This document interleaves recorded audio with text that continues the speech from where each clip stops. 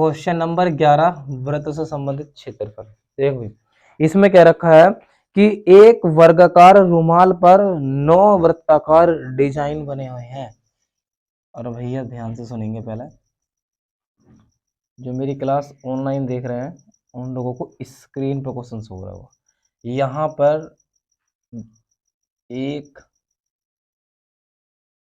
2 और 1 3, यहाँ पर क्या है कि 3 वृत्त बने हुए ये हैं और 3 ही यहाँ पर हैं और 3 ही यहाँ पर। तो ये जो रुमाल है मैं इसको पूरा सही से बना देता हूँ एक आयताकार के रूप में। तो ये जो रुमाल है यहाँ पर इसमें जो वृत्त बने हुए हैं वो टोटल 9 वृत्त बने हुए हैं। मैं इसमें 9 वृत्त बना देता हूँ।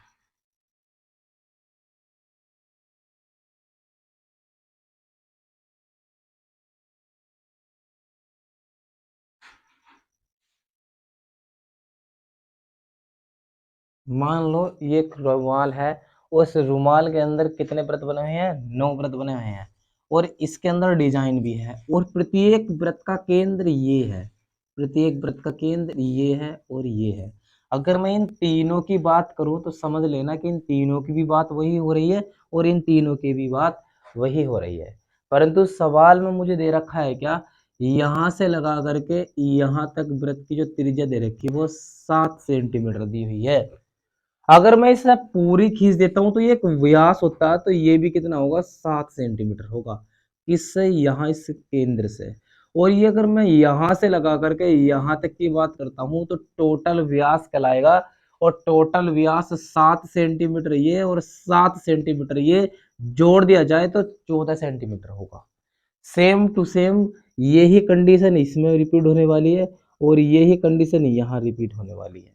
तो मैं कहूँगा अगर ये भी 7 तो ये भी 7 और ये भी 7 तो ये भी 7 है।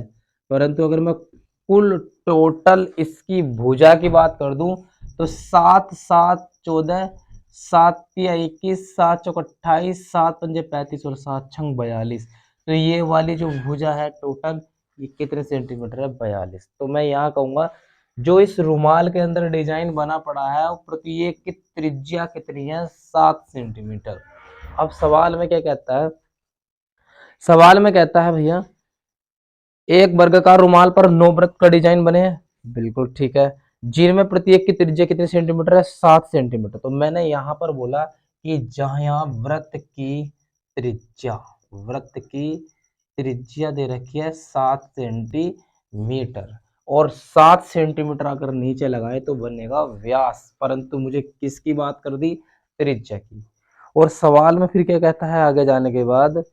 कह रहा है रुमाल के शेष भाग का क्षेत्रफल ज्ञात कीजिए और पाई का मान प्रयोग करना है 22/7। 22/7। मैं तुमसे एक बात जरूर जानना चाहूंगा, मुझे ये बताओ यहाँ पर ये वृत्त तो बने हुए हैं परंतु वृत्त कितने हैं? ये 9 हैं।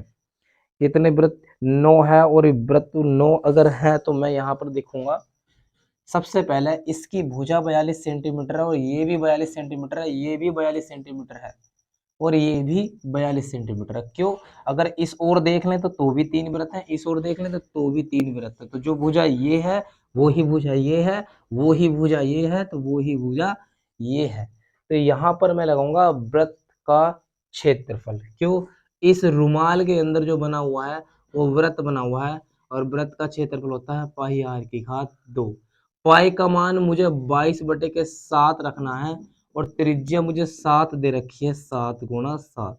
7 से 7 काटूंगा, ये बैठेगा मेरा 154। क्या? वृत्त का क्षेत्रफल।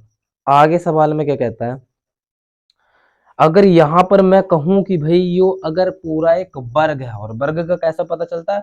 क्योंकि ये भी 42 है और ये भी 42 है तो ऊपर वाला भी 42 ही है। तो ये पूरा एक वर्ग बन गया और वर्ग बनने का मतलब ये हो गया कि सारी भुजाएं इसकी सेम है। तो मैं बोलूंगा वर्ग की भुजा, वर्ग की भुजा कितनी है? 42 सेंटीमीटर। कितनी है? 42 सेंटीमीटर। अगर मैं लिख देता हूं यहाँ पर 42 सेंटीमीटर। तो अब जरा तुम ध्यान से वर्ग का अगर क्षेत्रफल की बात करता हूं मैं, वर्ग का क्षेत्रफल तो सूत्र होता है भुजा की घात 2, और इसमें भुजा थी मेरी 42 सेंटीमीटर की घात 2। अगर मैं 42 का वर्ग करता हूं तो मुझे प्राप्त हो जाएगा इसमें 1764 सेंटीमीटर की घात 2। शेष भाग का क्षेत्रफल ज्ञात करो। तो मैं यहां लिखूंगा शेष भाग का क्षेत्रफल। तो शेष भाग का जो क्षेत्रफल लिखूंगा, तो सबसे बड़ा इसमें एक वर्ग था, और वर्ग की भुजा जो थी वो 42 सेंटीमीटर थी, और मैंने यहाँ पर लिखा था वर्ग का क्षेत्रफल। और इस वर्ग के क्षेत्रफल में से मैं माइनस करूंगा वृत्त का क्षेत्रफल। परंतु इस रुमाल के अंदर कितने वृत्त बने हुए थे? 9 वृत्त बने हुए थे। और यहाँ पर जो वर्ग का क्षेत्रफल का मैंने आंसर निकाला था, वो मेरा निकल कर कितना आया था मेरा 1764 माइनस के वृत्त का क्षेत्रफल 154 निकल कर आया था, परंतु मैं गुणा किससे करने वाला हूँ? 9 से। 1764 माइनस के जब 9 की गुणा 9 चौक 36, 3 हासिल, 9 पंजे 45 और 3 48 हासिल लगे 4, 9 करा 9 और 4 13। और यहाँ पर मैं 1764 में से 1386 माइनस अगर करता हूँ, तो 14 में से 6 गए बचा 8, यहाँ बचा था 5, यहाँ धाई ले ली 10 की, और 15 में से 8 गए बचा था 7, और यहाँ बचा था 6 में से 3 के 3।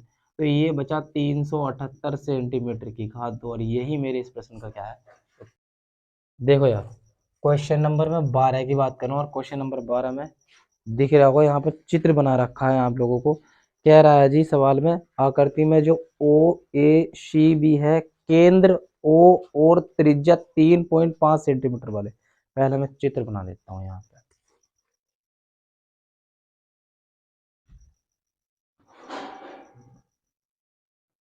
ये मुझे सवाल में चित्र दे रखा है, सो मैंने ये चित्र बना लिया है।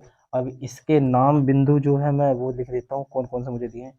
ये बिंदु मुझे ओ बता रहा है सवाल में, ये बी बता रहा है, और ये बता रहा है मेरा ए, और जहाँ ये मेरे वृत्त का केंद्र सी है, और यहाँ से इन्होंने एक कर्ण खींचा, और इसने कर्ण यहाँ थोड़ा सा मैं ज़्यादा बड़ा हो रहा है, मैं थोड़ा हल्का खींचता हूँ, जस्ट ये, और ये मेरा जो है डी है।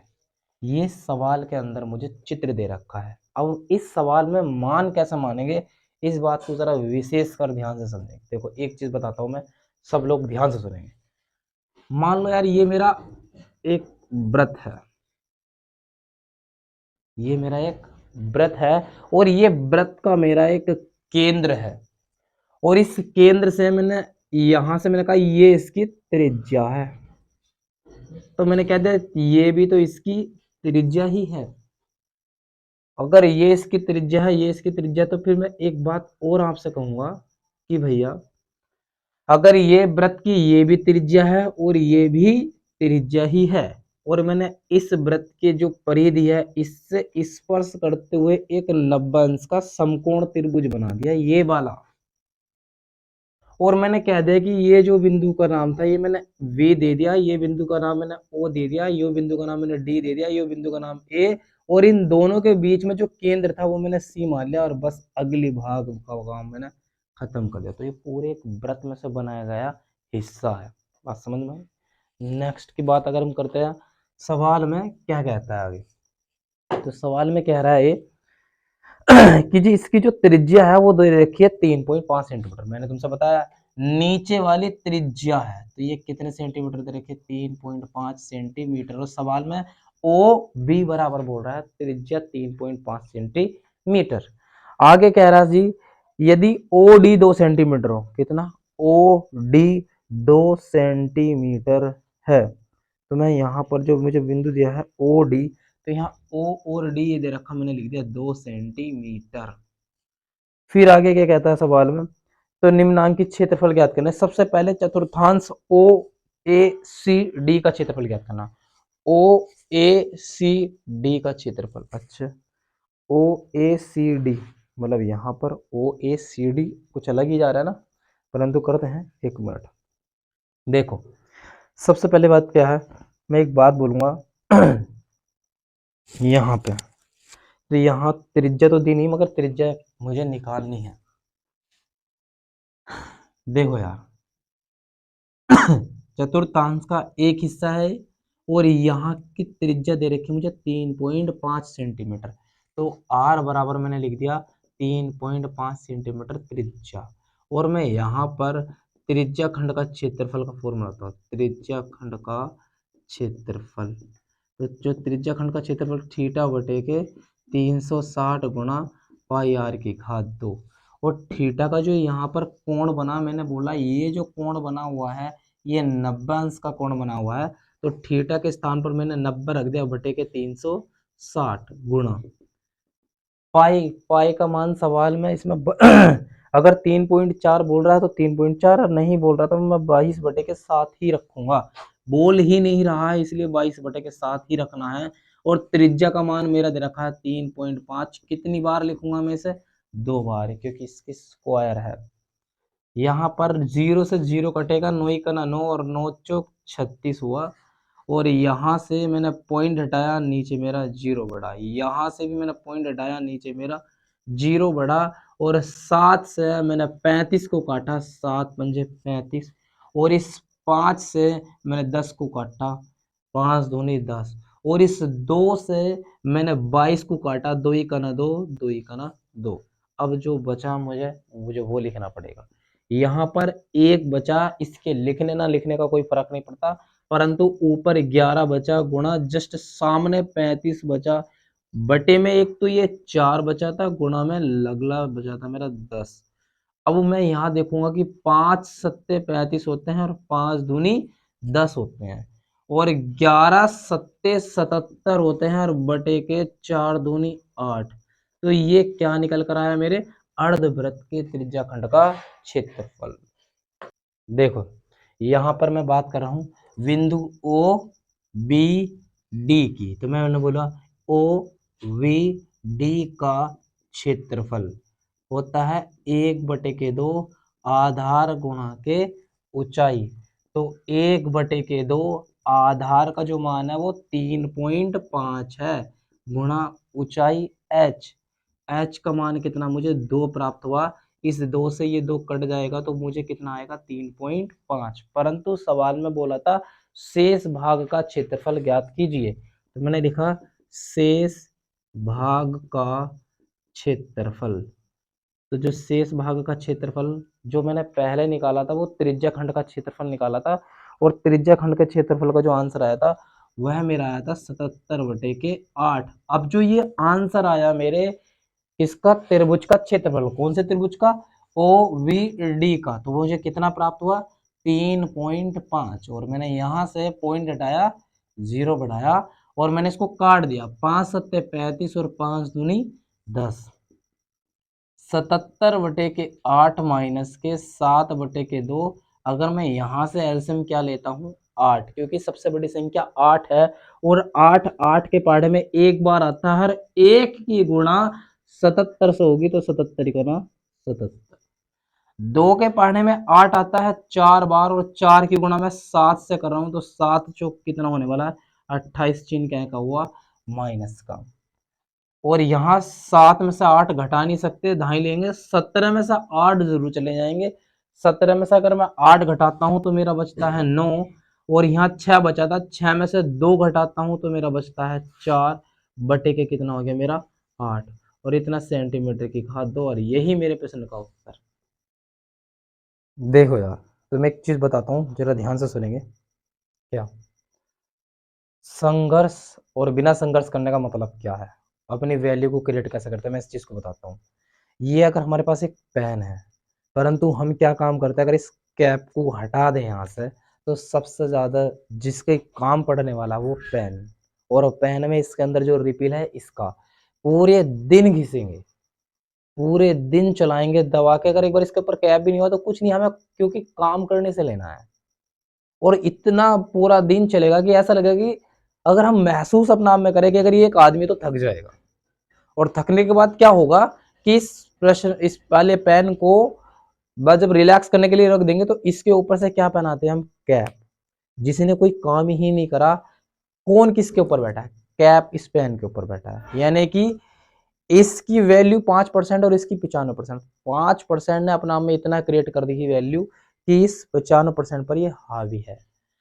अब जो मैं तुमसे बता रहा, इसका मतलब मेरा ये क्या है कि जो 95% काम था, टाइम था, वो तो गया निकल। तुम्हारे पास केवल 5% का समय बचा है, और 5% में आप चाहे उसको 10% समझ सकते हैं, 20%, 100%, डिपेंड तुम पे करता है।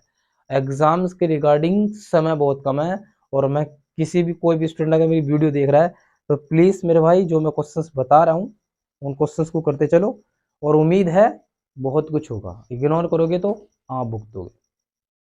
देखो क्वेश्चन नंबर 13 में मुझे चित्र बना हुआ दे रखा है, और मैं पहले चित्र बना देता हूँ और उसके बाद इस प्रश्न में बात करूंगा कि क्या कह रहा है। सवाल में चित्र अगर मैं बनाता हूँ तो यहाँ पर भी वही कंडीशन है, परंतु अब की बार चित्र घूम गया। पहला वैसे था, इस बार ऐसे है, और यहाँ पर इसने ये एक वर्ग बना रखा है। अब सवाल में बात करते हैं हम क्या कह रहा है। इसके मैं बिंदु भी लिख लेता हूँ, जो बिंदु मुझे दे रखे हैं यहाँ पर।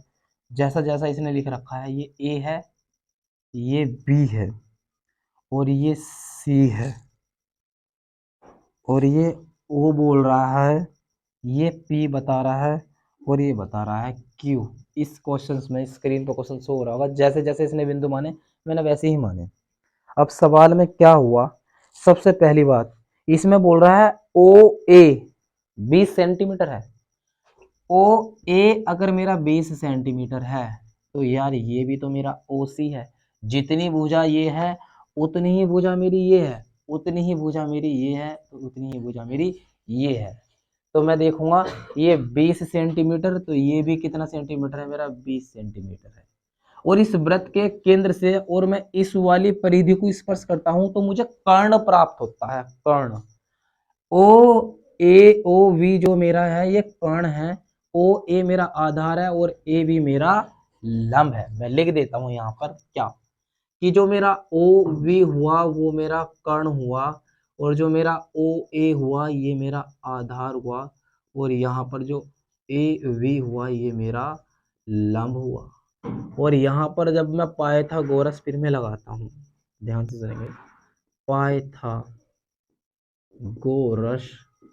फिर में से, तो पाइथागोरस फिर में कर्ण की घात 2 बराबर लंब की घात 2 प्लस आधार की घात 2।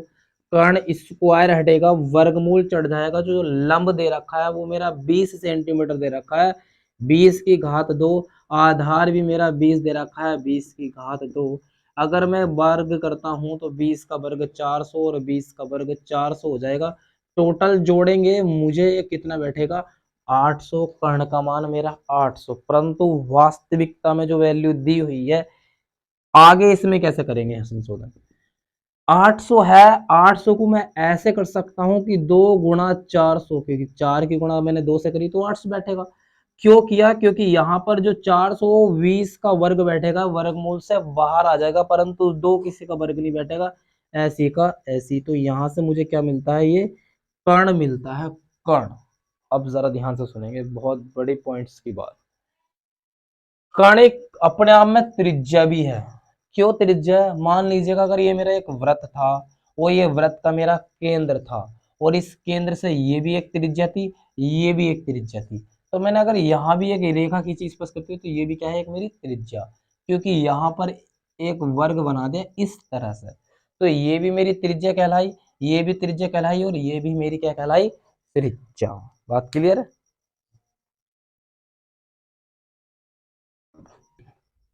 देखो यार, ये मेरा आधार था, ये मेरा लंब था, और ये मेरा कर्ण निकल कर आया, और कर्ण ही त्रिज्या कहलाती है। और त्रिज्या क्यों कहलाई, क्योंकि यहाँ पर चतुर्थांश की बात हो रही है, वो जो चतुर्थांश है, मैं बोलूंगा चतुर्थांश की त्रिज्या, जो चतुर्थांश की त्रिज्या आर बराबर के दे रखी है, वो 20 वर्गमूल में कितने निकल कर आई, 2।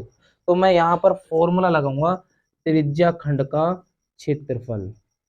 क्यों लगाऊंगा त्रिज्या खंड का क्षेत्रफल, थीटा बटे के 360 गुणा के पाई आर की घात 2। तो थीटा का जो मान है यहाँ पर, ये 90 अंश का कोण बन रहा है, तो यहाँ पर 90 अंश का कोण बना बटे के 360। पाई का मान इसने बोला 3.14 रखने के लिए, और यहाँ जो त्रिज्या दे रखी है वो 20 वर्गमूल में 2 दे रखी है, तो 20 वर्गमूल में 2 और 20 वर्गमूल में 2 मैंने कितनी बार काउंट करा, 2 बार। यहां से मैंने पॉइंट हटाया तो कितने जीरो बढ़ाऊंगा मैं, 2 जीरो बढ़ाऊंगा। जीरो से जीरो कटेगा, 9 से काटेंगे, 9 चौक 36। अब जरा ध्यान से सुनना, यहाँ पर सबसे बढ़िया काटने का तरीका मैं बताता हूँ, होगा क्या। बराबर में ऊपर पॉइंट हटने के बाद मुझे 314 प्राप्त होता है, गुणा 2 की गुणा 2 से कर दे तो 2 दूनी 4, 1 जीरो यूरिया, 1 जीरो यूरिया, तो कितने जीरो हो जाएंगे, 2। परंतु वर्गमूल में 2 की गुणा वर्गमूल में 2 से कर दे तो मुझे 2 प्राप्त होगा, बटे ये मेरा नीचे बटे में 4 आया है, और यहाँ बटे में कितना है मेरा, ये 100। और मैं यहाँ देखूंगा ये मेरा कट जाएगा 400, और नीचे 4 गुणा के 100, 4 की गुणा 100 से करेंगे तो 400 हो जाएगा, 400 से 400 मेरा कट जाएगा। और 2 चौक 8 आ गया, और 2 ही कना 2 आ गया, और 2 तिया आ गया है मेरा 6। तो ये त्रिज्या खंड का क्षेत्रफल निकल कर आ गया है मेरा। परंतु मैं एक चीज और बता देता हूँ आपसे, ये भी 20 सेंटीमीटर है, और ये भी 20 सेंटीमीटर, ये भी 20 सेंटीमीटर, ये भी 20 सेंटीमीटर, एक वर्ग बन गया। और मैं यहाँ पर वर्ग का अगर क्षेत्रफल लिखता हूँ, वर्ग का क्षेत्रफल भुजा की घात 2, और भुजा की घात 2 का मतलब 20 दिया, और 20 की घात 2 करूंगा तो कितना आ जाएगा, 400। यहाँ तक बात क्लियर है, ठीक है, पहले उतार लिया फिर बाद। सवाल में कह रहा था शेष भाग का क्षेत्रफल ज्ञात करो, शेष बोल दो या फिर छायांकित बोल दो, भाग का क्षेत्रफल। एक बात बताओ यार, शेष भाग का क्षेत्रफल की अगर मैं बात करता हूं, तो ये जो त्रिज्या खंड का क्षेत्रफल आया वो मेरा 628, माइनस के ये भी 20 सेंटीमीटर, ये भी 20 सेंटीमीटर, ये भी 20 सेंटीमीटर, ये भी 20 सेंटीमीटर, एक वर्ग बन गया था, और वर्ग का क्षेत्रफल निकल कर आया मेरा 400। और मैं 628 में से 400 निकालूंगा तो मेरा बचेगा 228, और सेंटीमीटर की घात 2, यही मेरा क्या होगा